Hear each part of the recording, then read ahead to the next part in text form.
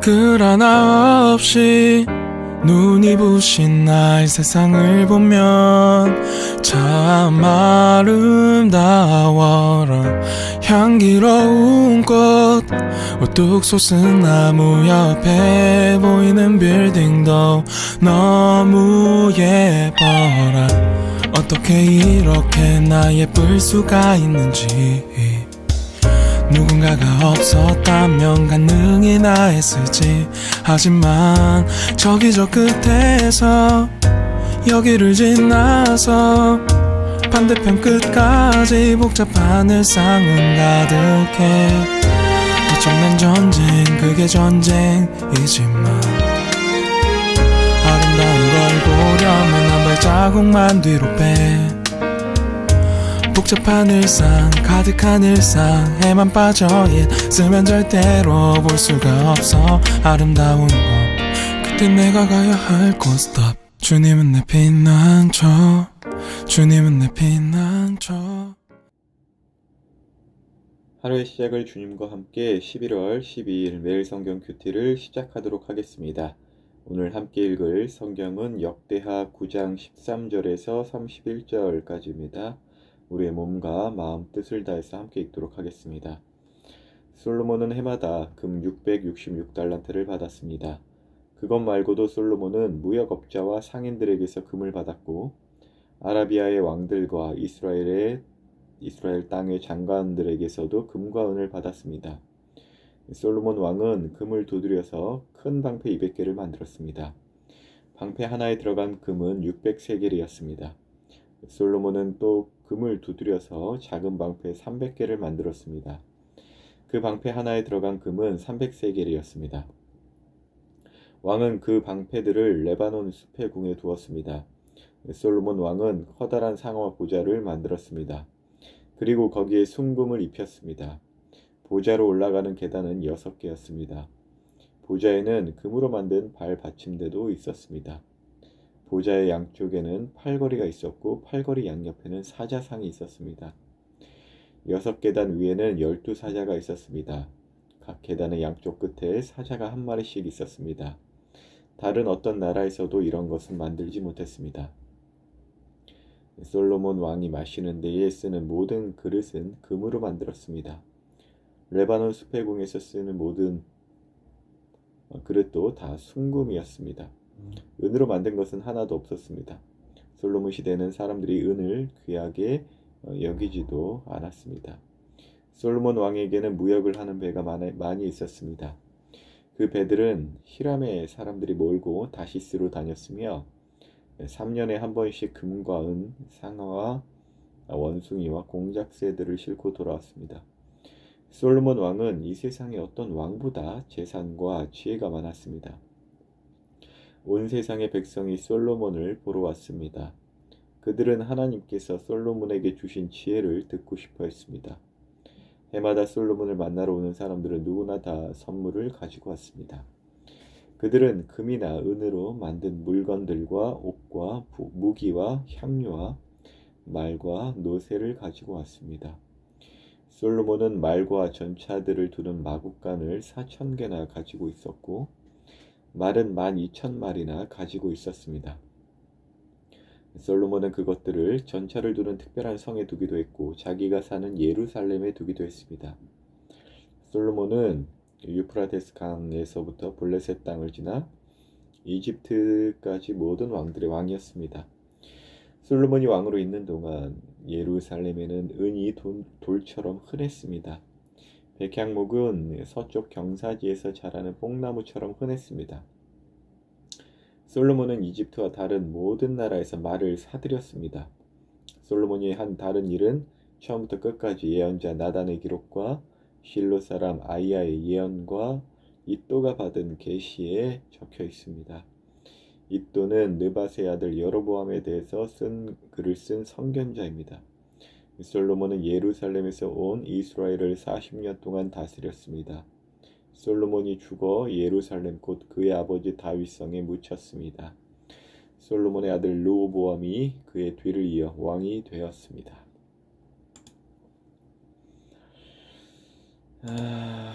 오늘 솔로몬 왕 부럽죠.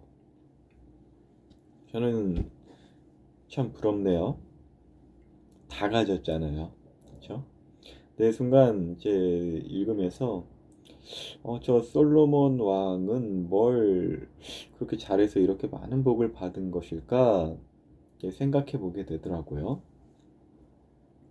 왜냐면 뭐 아브라함이나 뭐 야곱이나 고생 많이 하신 분들 이렇게 비하면 특별히 잘한 것은 없어 보이는데, 사실 고생이란 고생은 아빠 다윗이 다 했잖아요.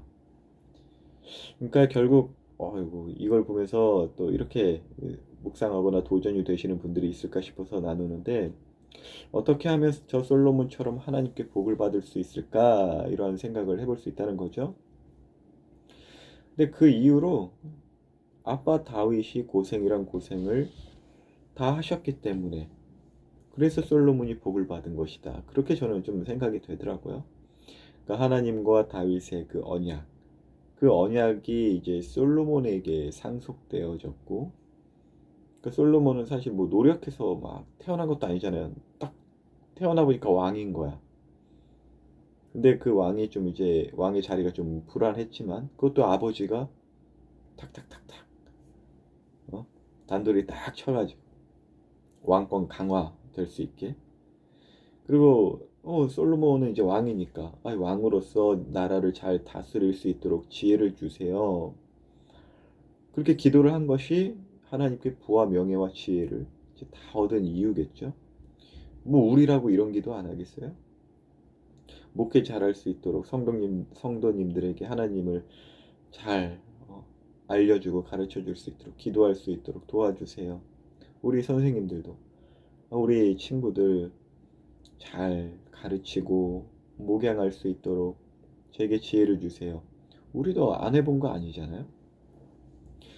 솔로몬의 이 내용을 몰랐다 하더라도 어떤 위치에 있었을 때 그 위치에 걸맞는 정말 잘할 수 있도록 좀 도와주세요 라고 하는 것, 그렇게 크게 느껴지진 않아요. 그러면서 제가 딱 읽는데 예전에 이제 섬겼던 교회 목사님께서 이런 말씀을 설교 시간에 하신 게 생각이 나더라고요. 솔로몬이 아무리 부자였어도 칼라 TV 하나 갖지 못했다. 너무 부러워하지 마라. 우리가 가진 것에 비하면 솔로몬은 아무것도 아니다. 딱 그 얘기를 들을 때 생각해보면 또 그러네. 솔로몬이 아무리 부하고 지혜가 많다 하더라도 스마트폰도 없이 TV도 없지.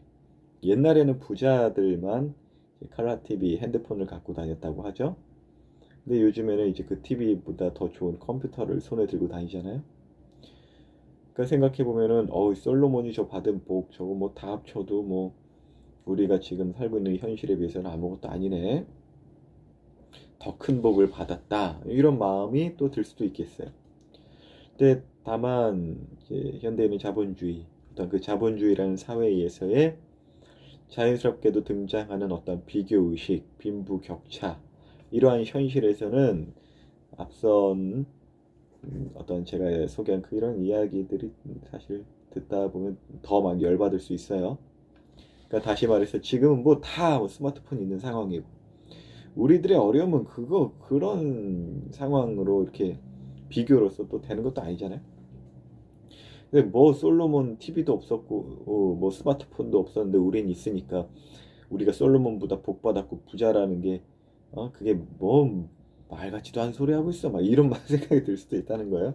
그 예전 목사님을 제가 막 폄하하는 거 아니에요. 그분은 그런 의도가 아니라 우리의 어떤 현대의 자본주의 사회에서 자연스럽게 발생하는 빈부격차와 비교의식이라는 전혀 하나님 나라답지 않은 어떤 우리의 왜곡된 본성에 따르다 보면은 뭐 말도 안 되는 소리를 하고 있어 막 이런 마음이 들 때도 있다는 거예요. 그러니까 뭐 아프리카 뭐 가난한 사람들 도와줘야 된다. 그러니까 한 번, 두 번 들으면 좀 들을만 하고 도와줘야겠다 이런 말인데, 야 아프리카 가난한 애들은 밥도 못 먹는데 너 이렇게 반찬 투정이야? 막 처음에는 그렇구나 뭐 그렇게 생각이 들 수도 있죠. 그러니까 물도 아껴 써야지 막. 근데 계속 듣다 보면 야 여기가 지금 아프리카냐? 야, 내가 뭐 걔네 물 뺏어 먹었어? 뭐야? 야, 그런 생각하면 아무것도 못 먹어. 너도 먹지 마. 너도 하루에 한 끼만 먹어. 세탁기도 쓰지 마. 저 탄천 가가지고 빨았어. 이러고 싶은 생각이 들어요. 계속적으로. 그러니까 어떠한 우리의 삶의 현실에 있어서 솔로몬의 이 어떤 본문의 내용들을 보면 참 솔로몬이 부럽기만 할 수밖에 없다는 것이에요. 그런데 마태복음 6장 28절, 29절, 30절 뭐 이렇게 보면은 예수님이 이렇게 말씀하신 게 있어요. 또 너희가 어찌 의복을 위하여 염려하느냐? 들의 백합화가 어떻게 자라는지 봐라. 수고도 아니하고 길쌈도 아니하느니라. 그러나 내가 너희에게 말하는데 솔로몬의 모든 영광으로도 입은 것이 이 꽃 하나만 갖지 못하다. 이렇게 말씀을 하시에요. 그러니까 솔로몬의 모든 그 아름다운 어떤 그 영광보다 백합화 꽃이 입은 그 색깔과 그 모습이 더 크다라고 이렇게 말씀하신 게 있어요. 이제 그러면서 이어서 말씀하시기를 오늘 있다가 내일 아궁이에 던져지를 저런 들풀도 하나님께서 이렇게 돌보시고 입히시는데 하물며 너희일까 보냐 걱정하지 마라 이렇게 말씀하세요. 사실 우리가 어떤 행복감을 느끼는 데 있어서는 우리가 무엇을 소유하였는가에 좀 많이 달려 있기도 해요. 자본주의 어떤 그 문화에 있어서. 그러나 그것이 헛되다는 것도 이 세상은 알고 있어요. 갤럭시 10을 아무리 갖고 있다 하더라도 그 뒤에 나올 갤럭시 20 때문에 행복해지지 않을 수가 있다는 것이잖아요. 그러니까 결국 우리의 소유가 행복을 결정하는 것 같지만 그것보다도 더 우선하여서 우리 행복을 결정할 수 있는 것은 나의 소유가 아니라 내가 누구에게 소유되었는가가 행복을 결정하는 것 같아요. 자기의 어떠한 그 소유로 행복을 결정하려는 그런 사람들, 보통 사람들이죠. 우리처럼. 그 갖고 싶은 것을 위해서 정말 어마어마한 수고를 다 하잖아요. 또 그것이 옳다라고 하기도 합니다. 나쁜 것은 아니라고도 생각해요. 일한 만큼 소유하는 그런 것들. 근데 아무리 그렇게 수고해서 얻었어도 그때뿐이라는 그런 허탈한 어떤 채워질 수 없는 나의 그 소유욕이 나의 행복을 보장할 수 없다는 걸 점점 알게 되죠. 그런데 이것이 언제 충만하게 우리 크리스찬들로 하여금, 특별히 크리스찬들로 하여금 행복감을 느끼게 하냐면은 우리가 뭘 가졌냐라기보다는 우리가 하나님께 구속되어서 하나님의 소유라는 것을 알 때 오는 그 안정감, 평안함, 그때 오는 행복감이 하나님의 자녀들에게 있어서의 행복이라는 것이죠. 그러니까 아까 전에 솔로몬이 뭘 잘해서 저런 복을 받았나 이렇게 약간 배 아픈 마음으로 봤을 때 사실 고생이란 고생은 아빠 다윗이 다 했거든요. 그러니까 솔로몬에게 있어서 어떤 행복감이 크리스찬에게 있는 어떤 행복감과 비슷한 게 있어요. 그리고 그 비슷한 말로도 부족한 만큼 성경을 통해서 우리에게 주어진 이유가 있다는 것이에요. 그러니까 우리도 아빠 다윗이 고생이란 고생 다 해서 솔로몬이 저렇게 행복한 것처럼 우리에게 있어서는 그 다윗보다 더 위대하신 왕, 그리고 다윗이 한 고생과는 비교할 수 없을 만큼 고생이란 고생 다 하신 그 예수님의 십자가 공로로 우리가 거저 복을 얻었다라는 것이에요. 그래서 저 솔로몬처럼 서로 빼앗고 죽여야 할 그 무기들을 이제 금으로 만들어서 장식품을 쓸 정도로 우리는 어떤 이러한 자본주의 사회에 있어서 어떤 경쟁 구도를 갖고 서로 빼앗고 죽이고 나의 소유를 더 강화시켜야 한다.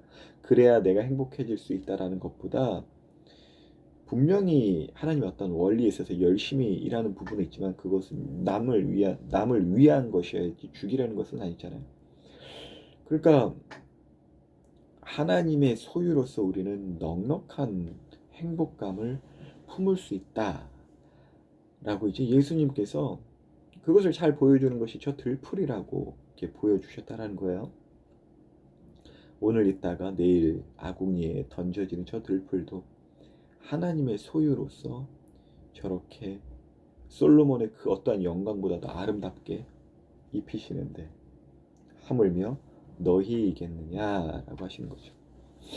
우리를 위하여 자신의 독생자 예수 그리스도를 보내주신 그 하나님의 마음 다 알 수 없겠지만 여러분의 할아버지 할머니 부모님께 한번 여쭤보세요. 당신 부모님들에게 있어서 아들, 딸, 손자, 손녀는 어떤 존재인지 아마 자기의 목숨, 자기보다 더 귀한 존재라고 하실 거예요. 근데 그런 자신의 독생자를 우리를 위하여 내어주신 그 하나님의 사랑은 무엇일까요? 이 세상 이 우주를 만드신 분을 주신 것이에요. 그러니까 이 세상 이 우주보다도 더한 것을 하나님께서 우리에게 주셨다라는 것이죠. 근데 그 주님을 우리에게 주셨는데 우리에게 필요한 것들을 채워주시지 않겠느냐 하지 말라라는 거죠. 또 그 걱정 때문에 상대방을 찌르고 죽이고 비교하며 괴로워할 필요도 없다라는 것이죠. 이러한 예수님의 어떤 말씀 안에서 새롭게 우리의 본성이 거듭나면 앞서 이야기했던 그 예전에 목사님의 말씀이 어떠한 것인지 더 잘 이해하게 될 수 있는 것 같아요. 오늘 솔로몬의 부유함과 지혜를 보면서 저는 제가 받은 것, 여러분도 마찬가지겠죠. 우리가 무엇을 어마어마하게 큰 것을 받은 존재임을 알게 되는 것 같아요. 그러면서도 지금 당장 해결해야 할 어떠한 빚이 있거나 또 돈이 필요하거나 갖고 싶은 것들 때문에 그 큰 것을 받은 것에 대한 그런 어떤 사실 또 내가 누구의 소유인지에 대한 것 그것을 우리가 많이 놓치고 사는 것 같아요. 우리가 주님의 소유라면 우리에게 있는 어떤 문제는 주님의 문제가 됩니다. 우리가 우리 스스로를 소유하려고 했으면 할 때마다 우리는 걱정이 더 될 수밖에 없어요. 왜? 우리가 주인이기 때문에 우리가 해결해야죠. 그러나 우리가 하나님의 소유라는 것을 아는 순간 우리의 문제는 즉시로 하나님의 문제가 되어 하나님께서 우리를 보살펴 주시고 또 우리를 이끌어 주실 것입니다. 그러므로 여러분은 그리고 저는 다른 것 구하기보다 먼저 아버지의 나라와 의를 구하는 우리가 되기를 예수님의 이름으로 기도합니다.